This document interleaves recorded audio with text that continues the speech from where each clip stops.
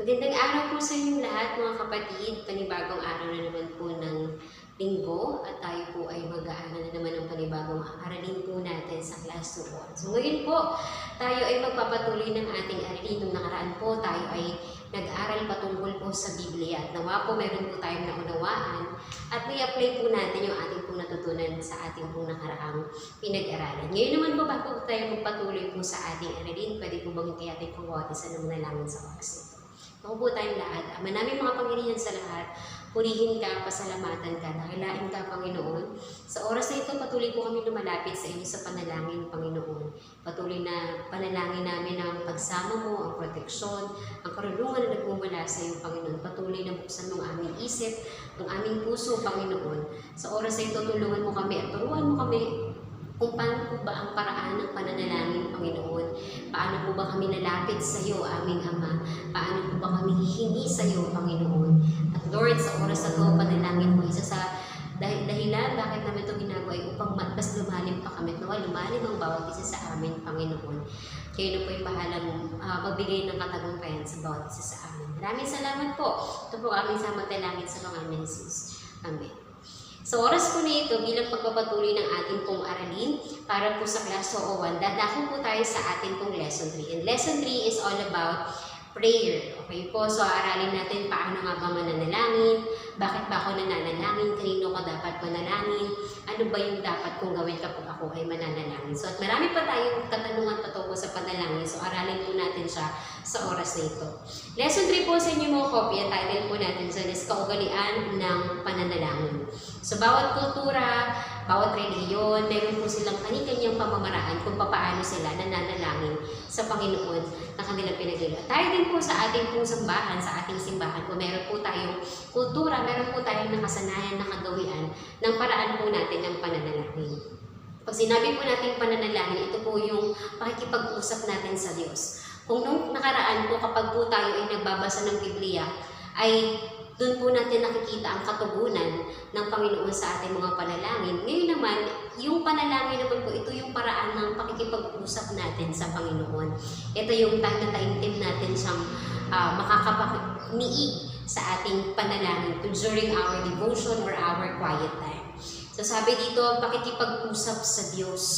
Hindi lang bastang tawag dito, ikaw lang mag-isa. Pero kausap mo ang Panginoon. Kasi may mga pagkakataon na pwede tayo magsalita mag-isa. Pero during our quiet time, talking with God, ito yung panahon na tayo ay nananalangin.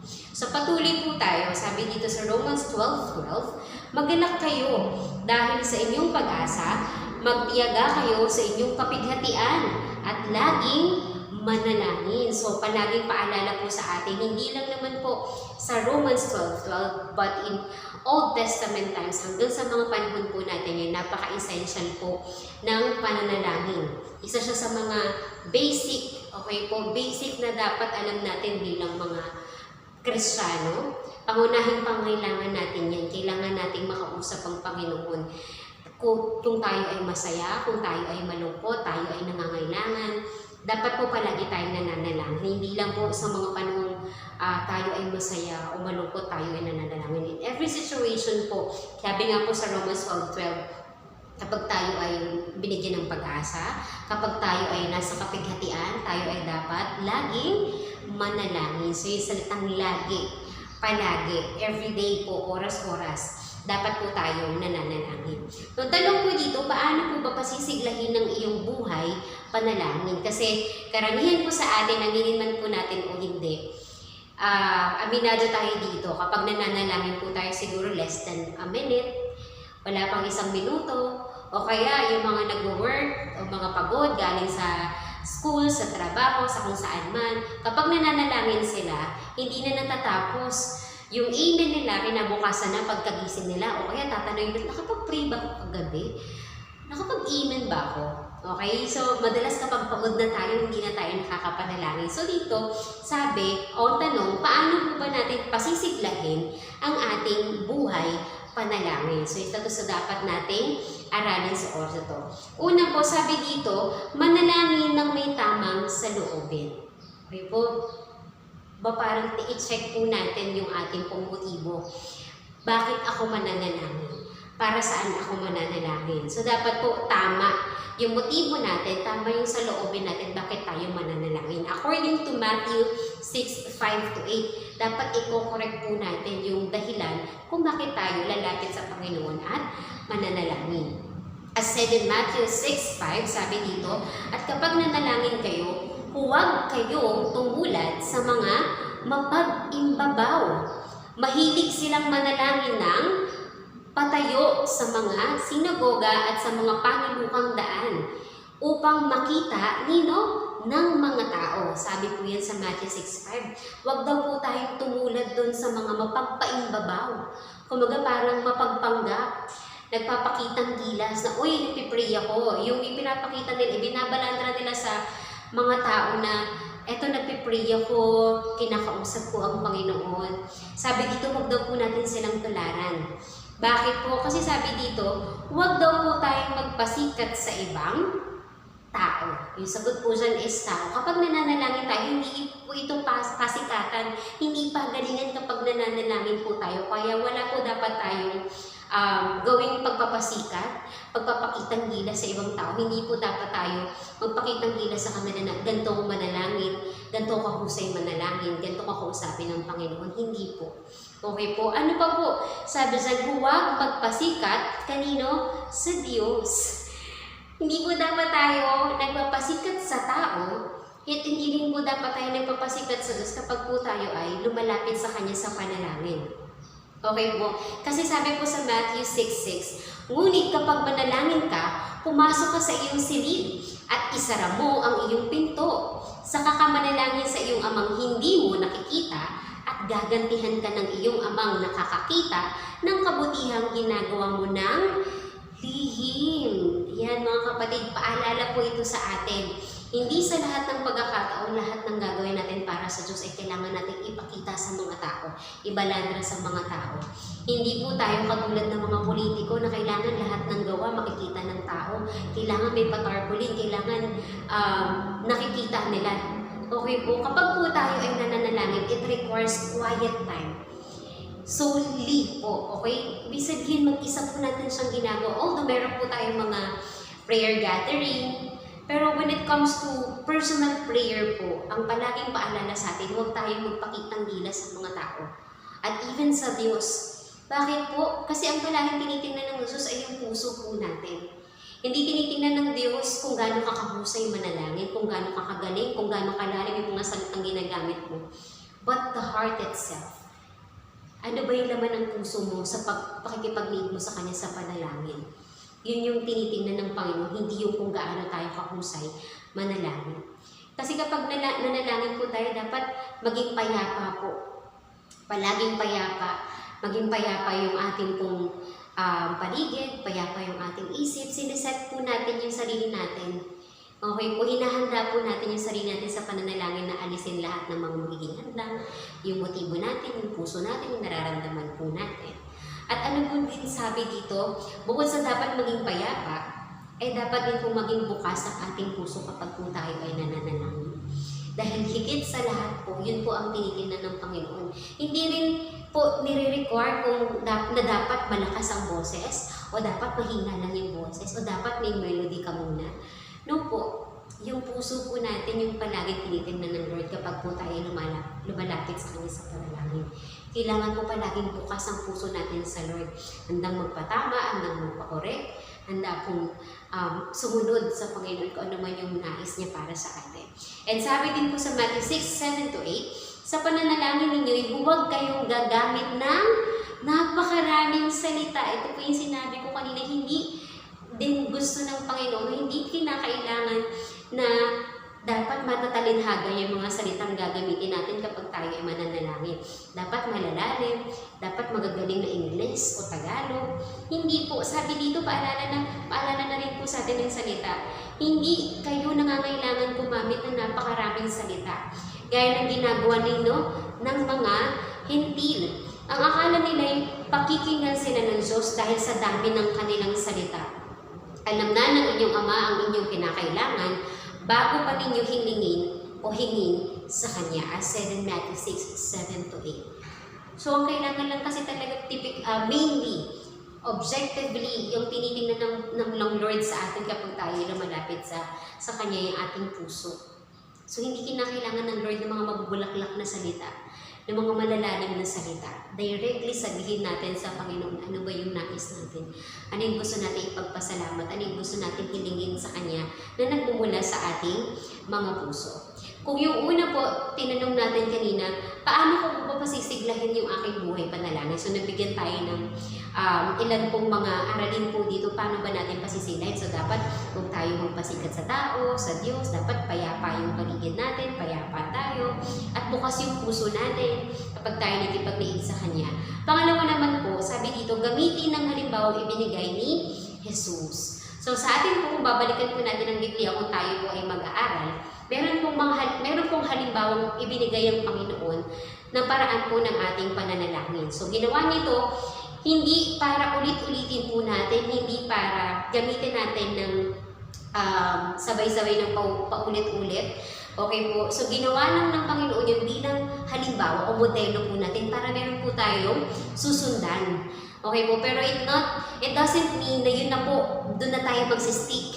Okay po? Kumbaga parang modelo lang siya. Pero you can create your own kind of prayer. So, sabi dito, makikita po natin yan, yung halimbawa pong binigay ng Panginoong Jesus na panalangin sa Matthew 6, 9-15. Pwede niyo po muna ihinto itong video na to at lahat po na may Biblia, pwede po bang buksan po natin ang ating Biblia sa Matthew 6, 9-15 at sabay-sabay po nating basahin.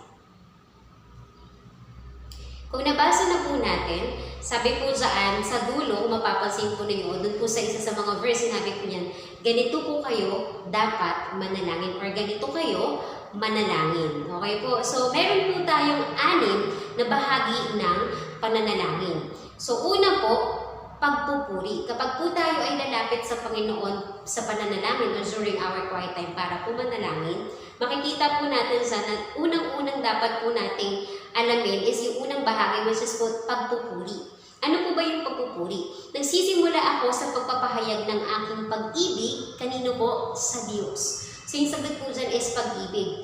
Nagsisimula ako sa pagpapahayag ng aking pag-ibig sa Diyos. As said po in one of the verse, sabi dyan, Ama naming nasa langit, sambahin nawa ang ngalan mo. So I'd like to emphasize dun po sa salitang sambahin.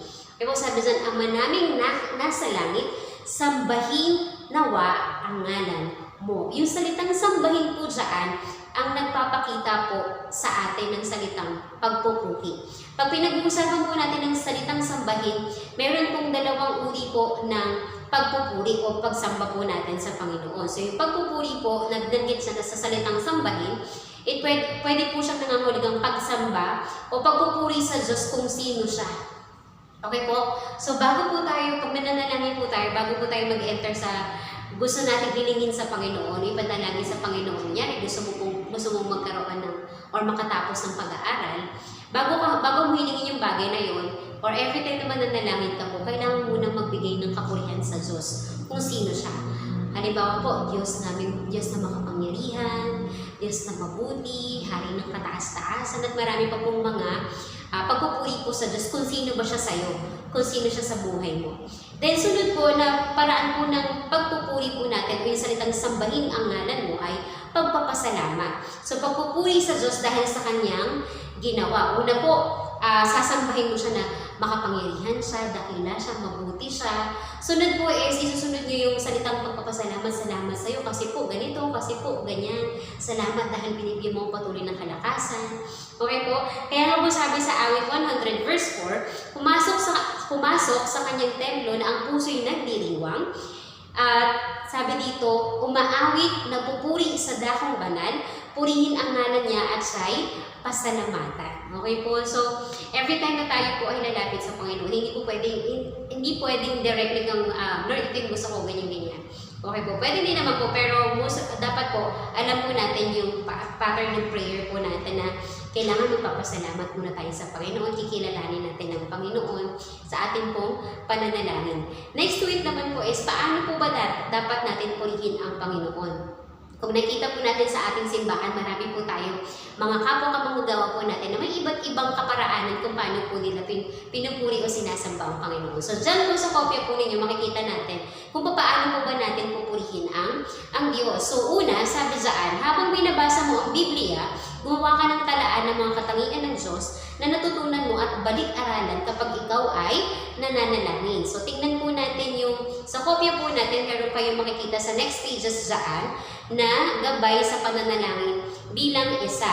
So makikita po nyo dyan sa gabay pananalangin bilang isa, meron pong column dyan. Ayan, makikita nyo po yan. May mga column po dyan, nakalagay po. Dalawang column po na may mga rows. Sa unang column po makikita natin yung katangian ng Diyos. At sa pangalawa naman po is talata sa Biblia kung saan po natin siya matatagpuan. Halimbawa po, binanggit niyo na, Lord, matapat ka. So yung talata po na yun sa Biblia, matatagpuan natin siya sa 2 Corinthians 1:20. Kapag sinabi naman po natin katangian ng Diyos ay makatarungan, makikita po natin yun sa 2 Timothy 4:8 and so on po. So isa po ito sa pwede po natin gamitin gabay kapag po tayo ay nananalangin. Doon po sa binanggit natin kaninang katangian ng Diyos. So halimbawa dyan, ang Diyos ay matiyaga, ang Diyos ay mahabagin, nandyan po yung following verses. Ang Diyos ay mapagpatawad, ang Diyos ay banal, ang Diyos ay mapagmahal. So meron po tayong mga following verses na accompanied po ng mga katangian ng Diyos na meron po. Okay po, so nasa sa inyo po yan. So una po, ilista po natin yung mga katangian ng Diyos dun po sa may gabay po natin. So ano po ba yung susi? Sabi dyan, ang mga katangian, yung sagot ko dyan is katangian, ang mga katangian ng Diyos ang nagbibigay ng lakas ng loob sa atin upang tayo ay humiling. Kilala natin ang Panginoon kung ikaw po ay isang Kristiyano matagal na o nagpapasimula ka pa lang. So basically, alam po natin kung sino ang Diyos sa buhay natin. Kung ano yung kaya niyang gawin, kung ano yung mga nagawa na niya. So, meron po tayong sapat na kaalaman kung ano ba yung katangian na meron ang Diyos na pinaglilingkuran po natin. So, yung katangian ng Diyos na nagbibigay ng lakas ng loob para po tayo ay lumapit sa Kanya. Halimbawa po, alam mo ang Diyos ay nagbibigay ng kalakasan, yun po yung isa sa katangian na posible na pwede mong banggitin na, Lord, ikaw ang nagbibigay ng kalakasan, ikaw ang nagpapagaling, hinihiling ko po na ganito, na sana pagalingin niyo rin po ako. So, ganun po. So, tinutugon ng Diyos ang panalangin na kumikilala kung sino siya. So, dapat po kilala natin kung sino yung Diyos na pinaglilingkuran. Ano yung mga katangian niya? Para tugunin po at tugunin ng Panginoon yung mga hinihiling natin. Unang-una, dapat kilala po natin ang ating Panginoon. Pangalawa po, alalahanin at angkinin ang mga pangako ng Diyos na nakapaloob sa kahulugan ng Kanyang pangalan. Dahil ang Diyos po, marami po siyang pangalan. Tingnan niyo rin po dyan sa kopya ninyo yung gabay sa pananalangin bilang dalawa. Kung yung una po may column, yung gabay pananalangin bilang dalawa, makita po natin dyan, sa susunod po, yung mga iba't ibang pangalan ng Diyos. So alam mo ba, sabi dyan na ang Diyos ay maraming pangalan. Lahat ng ito ay nasa Biblia at ang bawat isa ay naglalarawan ng isang bahagi ng Kanyang katangian. Isa-isahin ang 8 pangalan na ito at limiin kung ano ang talaga ang Diyos. Ipanalangin ng mga pangalan ng Diyos bilang pagpupuri. Pwede pong gano'n. Nasa sa inyo pa rin naman po. Itong mga nandito po ay suggestion lamang po. Pero dapat alam po natin at pwede po natin i-apply.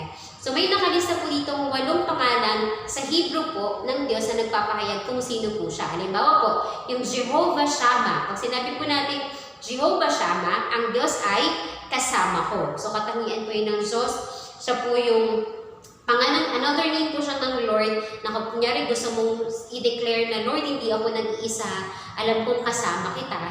So, He is called out also as Jehovah Shammah. Okay po, so kasama natin ang Diyos. Pwede din naman pong Jehovah Rohi. Pag sinabi po natin Jehovah Rohi, ang Diyos ay aking pastol. At marami pa pong iba. Si Jehovah Jireh, ang Diyos ang aking tagapag-loob. Jehovah Rapha, ang Diyos ay aking manggagamot, at marami pa pong iba. So, iba't iba po yung pangalan ng Panginoon. Nagbibigay din po ng katangian kung sino po siya sa buhay po natin at yung mga kaya niya pong gawin. Next po tayo. Sabi po dito, sa pangatlo naman po tayo, Gumawa ng talaan ng mga dapat ipagpasalamat at balik-aralan kapag ikaw ay nananalangin. So, dako po tayo din sa next na gabay po natin sa pananalangin. Kung yung pangalawa po kanina is yung iba't ibang names po ng Lord. Dito naman po sa pangatlo, makikita po natin dito yung dapat po natin ipagpasalamat kapag po tayo ay nananalangin. So, meron po may makikita po kayo dyan mga linya po. Ibig sabihin, saan niyo po ilalagay? Ano po ba yung mga gusto niyo ipagpasalamat sa Panginoon? Ano ba yung gusto niyo hingin ng thank you sa Lord dahil sa mga nagawa niya sa buhay mo? Pagpapala, nagbigay siya ng miracle sa buhay ninyo. So, pwede pong ganun. I-declare niyo po siya at pagpapasalamat mo kayo sa Panginoon. The next po natin, pangalawa. So, una po kanina, pagpupuri na nagsisimula ako sa pagpapahayag ng aking pag-ibig sa Diyos. Pangalawa naman po na halimbawa ibigay ni Jesus, dun po sa verse na binasa natin kanina is layunin. Ano ba yung layunin ng ating pong pananalangin? O nung panalangin na halimbawa iniwan po ng ating Panginoong Jesus. So layunin po niyan, itinatalaga ko ang aking sarili sa layunin. Layunin din po ang sagot. At kalooban ng Diyos sa aking buhay. So, ibig sabihin po, pag po tayo ay nananalangin, alam po natin yung reason, yung layunin ng ating pong paglapit sa Panginoon. As said po dyan sa verse po natin, sabi po dyan, ikaw nawa ang maghari sa amin, sundin nawa ang iyong kalooban dito sa lupa tulad ng nasa langit. So, itinatalaga natin, ikinukumit natin sa Lord, ibinibigay na natin sa Panginoon yung kung ano man yung plano niya sa atin, di ba? Sabi nga po dyan, ikaw nawa ang maghari. Okay po, so we are surrendering to God. Sinusurrender na ipinagkakatiwala na natin sa Panginoon yung laman ng puso natin, yung buhay natin, kapag po tayo ay lumalapit sa Kanya, doon sa mga laman ng panalangin po natin. At sundin nawa ang kanyang kalooban na sinabi po yun. Kung isinusurrender mo sa Panginoon yun, ipinagkakatiwala mo sa Panginoon yung mga plano mo, yung panalangin mo, and at the same time, dapat po ang kasunod nun, siya din dapat ang masunod kung sinurrender po natin yun. Siya yung masusunod. O sige anak, parang pwede sabihin ng sige anak, ako nang bahala. Ako na magte-take over. Hayaan natin ng Lord na siya ang mag-take over. Sabi po siya, ipanalangin maganap ang kalooban ng Diyos. Okay, sa aking pamilya, sa aking iglesia, sa aking ministry, sa aking trabaho, sa aking kinabukasan, sa aking bayan, sa aking bansa, sa buong mundo at sa kung ano-ano pa man po. As said po in Romans 12:1, ialay ninyo ang inyong sarili bilang handog na buhay, banal at kalugod-lugod sa Kanya. Ito ang karapat-dapat na pagsamba ninyo sa Diyos. So sabi dyan, ialay ninyo ang inyong sarili bilang buhay na handog or handog na buhay. Okay po, kapag po tayo ay lumalapit sa Panginoon, palaging yun yung isa sa hinihiling ng Lord din sa atin. Kumbaga parang, actually wala namang pwedeng kunin ng Lord sa atin na dapat nating Pero it's a basic thing na dapat kapag meron tayong hihilingin sa Panginoon, alam natin kung ano yung response natin. Kung ano yung ibibigay natin sa Panginoon. Hindi naman humihiling ang Panginoon ng kapalit. Pero ito yung dapat automatic sa atin kapag lumalapit tayo sa Panginoon, every time na tayo ay mananalangin, alam natin yung mga isosurrender natin sa Kanya. Alam natin yung mga ipagkakatiwala natin sa Panginoon. And even our lives, lahat po yun ay dapat ang Lord ang masunod sa buhay natin. Pangatlo po tayo, kahilingan. Hinihiling ko na ipagkaloob niya ang aking mga pangangailangan. So, ang sagot po dun sa blanco ay pangangailangan. So, hilingin po natin sa Lord na every time tayo magpipray, una po, magpupuri ka, Lord, salamat sa iyo, salamat sa kalakasan, ikaw ang nasa mabuti. Sumunod po is, Lord, ikaw na pong masunod sa buhay ko, ikaw na pong bahala dito sa nararamdaman ko, sa ganito, sa ganyan. And then third po, is magde-declare po tayo. I-declare po natin yung mga panalangin natin na ipoprovide ng Lord yung mga pangangailangan natin. I-provide ng Lord yung mga needs natin. Okay po, so sabi saan, bigyan mo kami ng pagkain kailangan sa araw na ito. Okay? Gusto ko pong magbigay din po ng emphasis dun sa verse yan. Bigyan mo po kami ng pagkain kailangan. Okay po? Magkaiba po ang pangangailangan sa luho. Okay po? Hindi lahat ng panalangin natin kaagad po ay tutugunin ng Panginoon. Meron po tayo, may ilang pong nagsasabi ng parang yung pattern nila in the answer of God sa prayer nila is yung yes, no, or wait po. So, posibleng doon po mag-fall yung mga answer ng Lord sa atin. Yes, Kapag alam ng Lord na need talaga natin yung ipinapanalangin natin sa Kanya, yes, agad ang tugon ng Lord. May mga ilang nakaranasan na ngayon sila nanalangin, afterwards or kinabukasan, meron ka agad tugon ng Lord. It's a yes. Pero no, sometimes ang tugon ng Lord kapag nakikita niya, hindi pa natin kailangan sa ngayon. Okay? Or nakita ng Lord na hindi makakabuti sa atin yung panalangin na meron tayo sa Panginoon. So ang kaagad na response ng Lord sa atin is it's a no. Okay po? So walang tugon ng Lord saan, kahit matagal ka pang manalangin, walang tugon ng Lord. Kasi alam niya hindi siya makapabuti sa'yo. Or hindi siya talaga para sa'yo. Okay po? And then the last is wait. Okay po? Yes, no, and wait. So maybe need mo siya, pero ang response ng Lord sa'yo is wait. Kasi posibleng inihanda pa siya ng Lord sa'yo. It's on the process. Hindi pa siya pwede sa'yo ngayon kasi baka mamaya hindi mo kayang i-handle. So, ipagkakaroon naman siya ng Lord sa'yo, but in the right time. So, you have to wait for God's answer for that prayer that you have. So, yun po yung mga posibleng answer ng Lord po sa atin. So, sabi dito, ibig sabihin, hindi lahat ng panalangin po natin tinutugon ka agad o tutugunin ng Panginoon. Kung parang sinasala pa rin siya ng Panginoon, kung talaga bang pangailangan yung mga pinanalangin natin sa Kanya.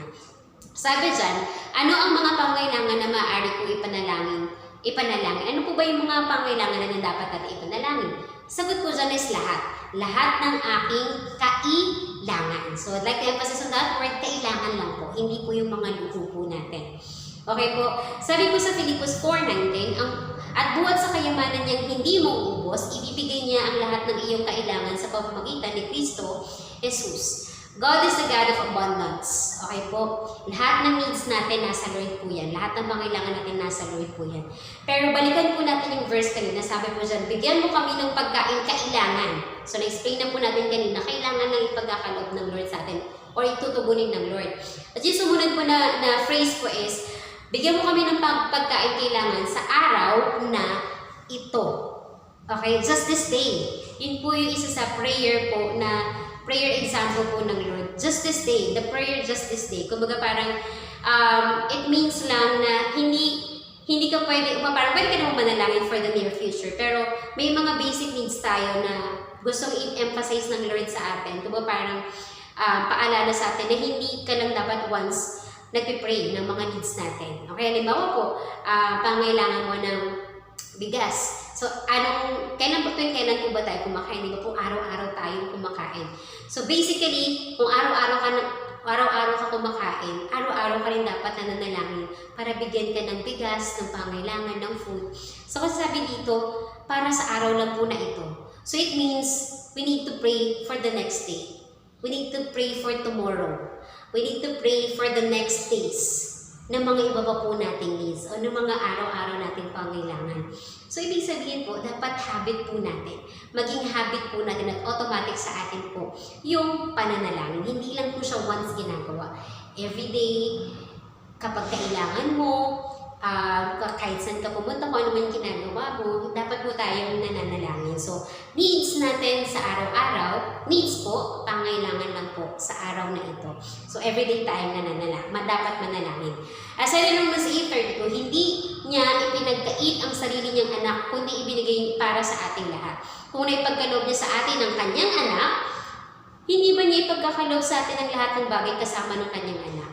Okay po? So, yan yung isa sa pangako. Parang assurance na rin ng Lord sa atin. Kung ang anak niya, buktong na anak ng si Jesucristo, ay ipinagkaloob niya, ibinigay niya sa atin. Kasi kailangan natin sa during that time to free us dun sa sin na meron tayo. Why not hindi pa niya ibigay yung simple pangailangan mo lang? Naibigay niya yung yung mahalagang bagay sa kanya, which is yung anak niya. So, bakit hindi niya kaya ibigay yung mga simpleng pangailangan natin? Amen po ba? Okay, susunod po tayo. Sabi po sa Santiago 4:2, hindi niyo makakamtan ng inyong minimithi sapagkat hindi kayo humihingi sa Diyos. So, ito po yung isa pa sa paalala po. God is a God of abundance. He will provide everything. Okay po, lahat ng pangailangan pa natin, He will provide. But the thing is, hindi o walang katugunan na mangyayari doon sa mga gusto mo mangyari sa buhay mo kung hindi ka mananalangin. So basically, yung tinuturo sa atin ng Panginoon dito, anak, lumapit ka muna sa akin. Kailangan ko munang marinig mula dyan sa labi mo kailangan ko munang makita sa'yo na talagang gusto mo yung nasa puso mo. Kailangan mo magsalita. Kailangan nating lumapit sa Panginoon sa panalangin. Although sinabi kanina sa verse natin, correct ko lang po kayo, correct po natin para po wala po tayong confusion. Nabanggit po kayo na kahit hindi na tayo magsalita, alam na ng Diyos yung laman ng puso natin. But, yes, alam na ng Lord yung laman ng puso natin, pero gusto pa rin makita ng Lord yung aplikasyon sa atin. Mula mismo sa labi natin, sa bibig natin, ano ba yung nais natin? Na mula sa puso natin, nais natin mangyari sa buhay natin, yung mga panalangin po natin. So sabi dito, kailangan natin humingi. Okay, walang ibibigay ang Lord kung hindi tayo humihingi sa Kanya sa panalangin. Amen po. Amen. Okay, susunod po dyan. Ano po ba yung susi? Sabi dyan, ang susi po ay dapat maging detalyado po tayo. Okay, sasagot po dyan sa blanco ay detalyado. Dapat po sa mga panalangin po natin, wag po tayo mag-pray na, ito paalala po ito kasi marami nang ganito, even I've also experienced this one. Every time na tayo po ay mananalangin, we have to be exact. Kailangan po detalyado. We have to be specific. Dapat po, kung ano yung papanalangin natin, nakaspecify po, detalyado po. Halimbawa po, gusto mong manalangin ng trabaho. Ang pinanalangin mo lang sa Panginoon, Lord, sana magkatrabaho ako. Amen. Okay po. So, bibigyan ka ng trabaho ng Lord. Halimbawa po, ang tinapos mo ay nagtapos ka bilang isang engineer. Okay? Tinagawang ka ng Lord. Kasi ang tago ng Lord, binigyan ka niya ng trabaho bilang isang janitor. Okay po. Hindi natin minamalit yung janitor ha. Pero hindi ka kasi naging specific. Ang sabi mo lang sa panalangin mo, Lord, bigyan mo ko ng trabaho. So, binigyan ka ng trabaho ng Lord, ng janitor. Okay po. So, let's not take it this way. Pero parang ang dapat nating matutunan is maging specific po tayo sa prayer po natin. Lord, gusto ko magkaroon ng trabaho na inline sa work, sa field ko, na ganito dapat, ganito po sana yung work, ganito po sana po ganito. Yung mga ganyan pong paraan po ng pananalangin ko. Dapat po maging detalyado po tayo in every kind of prayer ko. Kaya gusto mong magka-boyfriend, gusto mong magka-girlfriend. Okay po, so kailangan maging specific ka. Sana po, Lord, ibibigay mo sa akin ganitong klase ng tao, matangkad, maputi, matalino, may tinapos. So, magiging specific ka. Kung mo kakalimutan yung mga ugali, huwag ganun. So, ganun po kapag po tayo ay namalapit sa Panginoon. Nabawa naman po sa kagalingan, sana po bumalik na yung sakit sa ganito sa baga, sakit sa ganito, kasi ganitong matagal na po siyang may sakit, and so on. Okay, so sabi sa isulat ang kahilingan mo na pinanghahawakan ang isang pangako sa Biblia at umasa sa katugunan ng Panginoon. So matatagpuan mo natin isa pa itong pattern po na to or halimbawa po na to sa gabay natin sa panalangin bilang 4 yung susunod po. Diyan, makikita po nyo dyan yung mga columns po ulit sa bilang 4 po may petsa. Ano po yung kahilingan ninyo? As ano yung pangako na pinanghahawakan ninyo mula sa Biblia, and then kailan po siya sinagot o kailan siya tinugon. Ako po, ginagamit ko po itong gabay sa pananalangin bilang 4.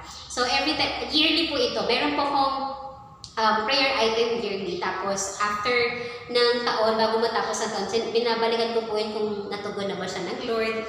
Tapos sinacheckan ko po yun. Pag hindi pa po siya hindi siya natugon ng Lord, sinasama ko po siya sa next prayer item list ko for the next year po. Ganun po yung ginagawa ko. So, para makita po natin na talagang, ay, kumikilos ang Lord. Amen naman po talaga. Kumikilos ang Lord sa ating pong buhay. Okay po. So, next po tayo. Sabi dito sa Philippians 4:6, huwag kayong mabalisa tungkol sa anumang bagay. Sa halip ay hingin ninyo sa Diyos ang lahat ng inyong kailangan sa pamamagitan ng pananalangin may pasasalamat. Ayan po, every time na tayo mananalangin, hindi po pwedeng mawawala ang salitang pagpapasalamat para po sa Panginoon. Dahil tinugon niyo yung mga panalangin natin, or eto po, i-declare na po natin, i-claim na po natin, hindi pa man po tinutugon ng Lord, pero i-declare natin, i-claim mo natin na ngayon pa lang, tutugunin na siya ng Panginoon at magpasalamat na po tayo doon sa prayer po natin. Sabi nga po nila, a prayer na pinapanalangin po natin, answered prayer na po yun, kahit ngayon pa lang po tayo nananalangin eh. Answered prayer na po yun sa Panginoon. Pero depende pa rin po kung kailan siya tutugunin ng Panginoon, right time po. Okay, so punta po tayo sa pang-4, sabi dyan kapatawaran. So una po kanina pagpupuri, kailangan kapag po tayo ay mananalangin. Alam po natin yung unang bahagi, which is yung pagpupuri. Pangalawa is layunin. Pangatlo ay yung mga kahilingan natin, which is yung pangailangan natin. Pang-4 po ay kapatawaran. Okay po. So, isa po ito sa hindi po dapat natin kalimutan kapag po tayo ay nananalangin. Kapag tayo lalapit sa Panginoon, hilingin mo sa Diyos or hinihiling ko sa Diyos na yung blanco po is patawarin. patawarin ako sa aking kasalanan. So I'd like to give emphasis on this part ko. Sabi po dyan sa verse, at patawaran mo kami sa aming mga kasalanan. Lahat po tayo may kasalanan. Lahat tayo nagkakasala. Maliit, malaki, sinasadya o di sinasadya ng isip, nasabi, naramdaman, nagawa. Lahat po yan ay kasalanan. So everything na lalapit po tayo sa Lord before anything else, magpapasalamat ka, himiling ka rin ng kapatawaran sa Panginoon, linisin ka niya sa mga kasalanan mo. At dito po, meron po tayong 4 na hakbang sa paghingi po natin ng tawad. Paano po ba tayo hingi ng tawad? Meron po tayong 4 ways po dyan or steps. Una po, hilingin sa banal na spirito na ihayag. Ang sagot po ay ihayag. Ihayag ang lahat ng kasalanan. As said in awit 139:23-24, O Diyos, ako'y siyasatin, alamin ang aking isip, subukin mo ako ngayon kung ano ang aking nais. Kung ako ay hindi tapat, ito'y iyong nababati.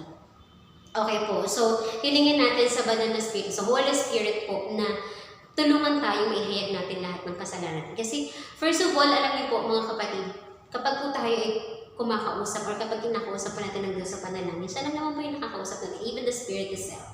Okay po, wala pong ibang nakakarinig kundi ang Diyos, ang banal na Espiritu.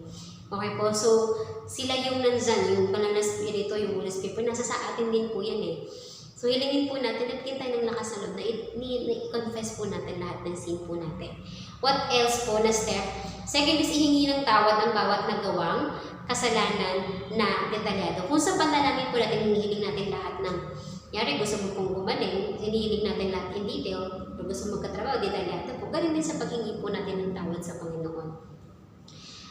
Detalyado din po tayo, ano ba yung mga nagawa natin kasalanan, bakit mo nagawa yun, ano yung naging dahilan, ano yung naging resulta, at hingin natin siya ng tawad. So sabi ngayon Kawikaan 28:13, pag ang nagkukubli ng kanyang sala ay hindi mapapabuti, ngunit kahabagan ng Diyos ang nagbabalik loob at nagsisisi. Alam po ng Lord lahat yan eh. But the thing is, God wants for you to confess it. Confess everything na meron ka, hindi lang yung pagpapasalamat, kundi yung sins na meron tayo. Confess po natin lahat sa Lord in detail. And third step po is makipagkasundo sa iba kung kinakailangan. Sagot po is makipagkasundo. If needs, kung kaya po makipagkasundo before po tayo lumapit sa Panginoon or in yung prayer natin, kung kaya po, okay po, in every way that you can, kung gusto mo sa paraan ng pasulat, ka makipagkasundo or personal or tatawag ka po, nasa sa inyo po yun. Pero ang ano po dito is makipagkasundo po tayo kapag po tayo ay lumalapit sa Lord. Doon sa mga nakasamaan natin ng loob, mga ganun po tao. And sabi nga po sa Matthew 23-24, kaya't kung naghahantog ka sa Diyos ay maaalala mo na may sama ng loob sa iyo ang kapatid mo. Iwan mo muna ang iyong handog sa harap ng dambana at makipagkasundo sa Kanya. Saka ka magbalik at magandog sa Diyos. So ito yung isa naman po ito sa communion. Kung matandaan po ninyo na pag-aralan natin in class 101, isa po ito sa paalala po sa atin. Napakahalaga pong simbolo ng ating communion po ay yung alak at tinapay. So, importante at napakahalaga po niya na every time na tayo po ay mag-take, before po mag-take, dapat nagko-confess po tayo. Alisin natin yung sama ng loob. Kasi hindi po pwedeng mag-take po tayo ng, take part po tayo sa communion na meron po tayong daladalang sama ng loob o kasalanan inside. So, kung hindi pa okay, hindi po dapat tayo mag-take. Okay po, hindi po dapat tayo mag-take at dapat makipagkasundo po muna tayo. Isin natin yung sarili po natin. Okay po. Next and last step po para po sa paghingi ng tawad ay sa pamamagitan ng pananampalataya ay tanggapin ang kapatawaran ng Diyos. So may mga sins po tayo na kailangan lang talaga natin i-confess. But at the end of the day, God already forgiven us po. Before pa natin hihingi ng tawad sa Kanya, pinatawad na po tayo ng Panginoon sa lahat ng mga kasalanan po natin. Pero kailangan pa rin po natin mag-confess. As said in 1 John 1:9, kung ipinapahayag natin ang ating kasalanan, maaasahan natin ipapatawad sa atin ng Diyos ang mga ito at lilinisin tayo sa lahat ng ating kasamaan sapagkat siya ay matuwid. So ayaw nang syempre matuwid ng Lord, mabuti ang Lord. So ayaw niya pati ang mga anak niya ay magsistay doon sa sitwasyon na yun. So hilingin natin sa Lord yung kapatawaran, and God is willing to give us the forgiveness that we want. Okay, so yun po yung 4. So dako po tayo sa pang-5. Una po is magpuri po muna tayo sa Panginoon kapag po tayo nananalangin. Pangalawa, ayos po natin yung layunin natin ba't ako nananalangin. Pangatlo, yung kahilingan natin versus dapat pag nananalangin yung mga needs lang po. And then, pang-apat po is yung kapatawaran. We have to confess our sins first. And then, the next po is mga tao. Okay po, so sabi dito, ipinapanalangin ko ang ibang tao. So kapag ikaw ay gusto mong lumalim sa paglilingkuran sa Panginoon at even sa pananalangin, hindi po dapat bilang isang kapasimula, okay lang naman po siya na ang palaging papanalangin mo is sarili mo at yung pamilya mo, pamilya. But as you grow in your faith in God, as you grow in your as you grow spiritually, dapat po natututunan natin lumabas dun sa comfort zone natin in prayer. Hindi lang po dapat iikot sa loob ng pamilya o sa sarili mo yung prayer mo. Dapat lumalabas din po siya sa kapitbahay, kaibigan, kaaway, sa barangay, sa Pilipinas, sa bansa mo, sa buong mundo. As we grow po. So, unti-unti naman po siya, nasa proseso naman po siya. So, dapat matutunan natin na hindi lang palaging tayo yung nagbe-benefit ng prayer po natin. But, the other people also po. Sabi siya, pinapanalangin ko ang ibang tao. Tulad ng aming pagpapatawad sa mga nagkakasala sa amin. So, kung pinatawad tayo ng Lord, ganun din po yung gawin natin. Pag-pray natin yung mga nakahingi ng nakagawa ng kasalanan sa atin. Let's give forgiveness to them. Let's pray for them. Dahil yun ang nais ng Panginoon. And sabi din po sa 1 Timothy 2:1, paabutin ninyo sa Diyos ang inyong kahilingan, panalangin, pamanhik at pasasalamat para sa lahat ng tao. Kaya nga po kung nanaisin mong malaman kung paano ipanalangin ng iba, tingnan ang mga panalangin ni Pablo. Si Pablo po kapag nananalangin po kasi si Pablo, alam niyo po yung kapag nanalangin po siya, all through, all out. Kahit na alam niya yung mga tao yun, grabe na yung ginawa sa kanya, sinaktan na siya, binugbog na siya, nasugatan siya, naging duguan siya, but still, ang ginawa pa rin po ni Pablo, masigasig na pananalangin or masayang pananalangin at pinapatawad niya sa panalangin yung mga nakagawa ng mali sa kanya, yung hindi maganda sa kanya. And yung forgiveness po and love pa rin yung prayer palagi ni Pablo. Ganun po dapat tayo manalangin po. Alisin po natin yung mga hatred po natin. Dako po tayo sa may anim po. So yung paalala po sa panglima, kahit po kahit gaano kahirap, okay po, kahit na alam natin grabe yung ginawa sa atin. But God teaches us to forgive those people as He forgive us. So, kung tayo ay hindi karapat-dapat pero pinatawad, paano pa yung mga taong kapwa lang din naman natin tao, nakagawa ng kasalanan.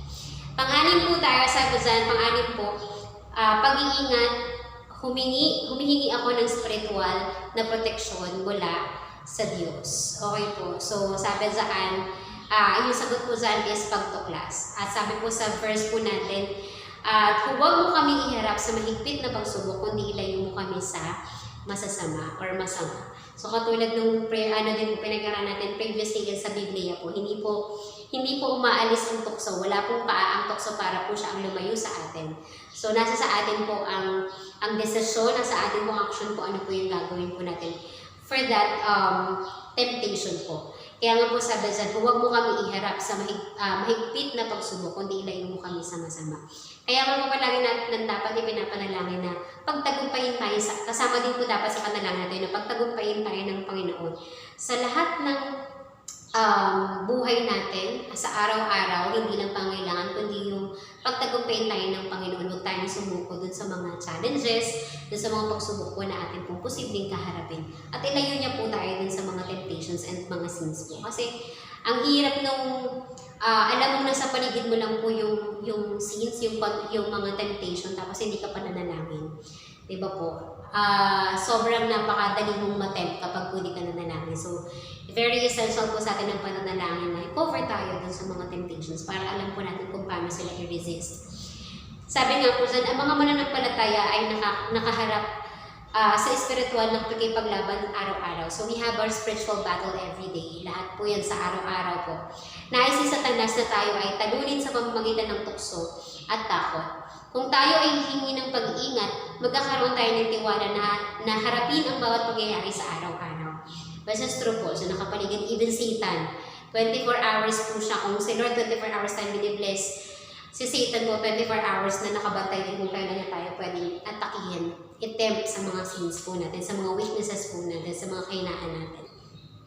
Sabi po sa 1 John 4:4, sapagkat ang espiritong nasa inyo ay makapangyarihan kaysa espiritong nasa sanlibutan. So, yun po yung mga laman po ng ating pong aralin po sa oras po ito. Nawa meron po tayong panibagong natutunan. Lagi natin ideklara na samahan po tayo ng Panginoon. Pagtagumpayin tayo ng Panginoon laban dun sa mga masasamang spirito, sa mga temptations, sa mga sins po kay Satan. Yan, hindi lang po yung needs natin, hindi lang po yung basic needs, hindi lang yung gusto mong hilingin sa Lord yung itataas mo, hindi lang pagpapasalamat, hindi lang paghingi ng tawad, but even the protection and declaration that God will be with you and He will give you the victory. Okay, so it will become a trials to triumph po kapag po tayo palagi nananalangin sa Panginoon. So sa oras po naman, meron po tayong natutunan at natapos na po natin aralin po natin sa ikatlo, which is pananalangin po. No? I-apply po natin po ito sa ating pong pang-araw-araw na buhay. Simulan po natin ngayon at simulan natin sa mga susunod pang araw ng ating paglilingkuran sa Panginoon. Maraming salamat po. Manalangin po tayo sa oras ito. Maraming makapangyarihan sa lahat. Salamat po sa natapos naming aralin. Hopefully, Panginoon, lahat ng mga nakapakinig ng iyong salita, nang aralin po namin ay may sa buhay nila ito, Panginoon, at patuloy na ikaw ang may taas sa kanilang buhay. Turuan mo sila, tulungan mo sila na manalangin na nagmumula sa puso. Hindi nagmumula sa bibig, Panginoon, hindi yung mga kinakabisado, aming Ama, pero yung nagmumula sa puso nila, yung hinihiling ng puso nila, Panginoon, at patuloy i-correct mo sila every time na sila ay mananalangin. Mangusap ka sa kanila, Panginoon, during their quiet time. Let them feel, Panginoon, kung gaano kakabuti sa buhay nila, kung gaano mo kamahal ang mga tao ito. Through your Holy Spirit, O God, patuloy na ikaw ang mag-ari sa buhay nila, Panginoon. Maraming salamat po katagumpayan sa prayer life po nila, sa Bible reading nila, ang panalangin ko sa oras po. Maraming salamat po. In Jesus' name, Amen. Magandang araw mga kapatid.